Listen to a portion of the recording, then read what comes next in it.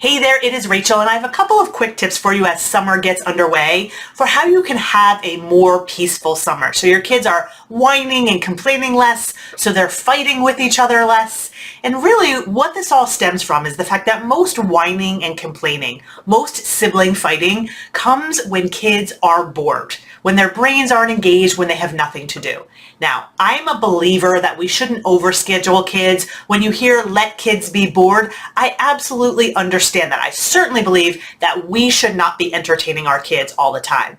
However, most kids, when they are underengaged, when they don't have anything to do, when they're bored, they're not sitting there thinking, what creative activity can I do? How can I find something to enrich myself? That's not what they're thinking. They're not even thinking very much at all. What's happening is their brain is saying, I need to find something that feels good. I need to find something that creates stimulation. And often that means they make loud, annoying noises to get other people's attention, or they bother their brother or sister. They come up to you and say, hey, look at me, look at me. That's what they naturally do when they are bored. So my first tip for you, if you don't want your kids to be bothering people, but they also need to learn how to engage themselves, is to teach them what I call variations. So variations take things that they already enjoy. Let's say, for example, they enjoy Legos. So what you want to do is create challenges, that's what we call them in our house, or a variety of ways that they can do the thing that they already enjoy. So maybe one day they take their Legos and they make a city only out of red bricks. The next day, maybe their variation or challenge is that they make a city and none of the buildings can be more than 17 bricks high.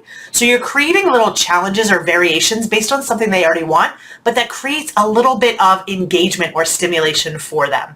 And my second tip for you is you cannot do this when they are already bored. You have to do this ahead of time, because by the time they're bored, that's actually a type of physiological yuck in their body, and they're going to have a negative attitude. So if you say, hey, why don't you do this, or why don't you do this? They're going to say, no, that's boring. I don't want to do it.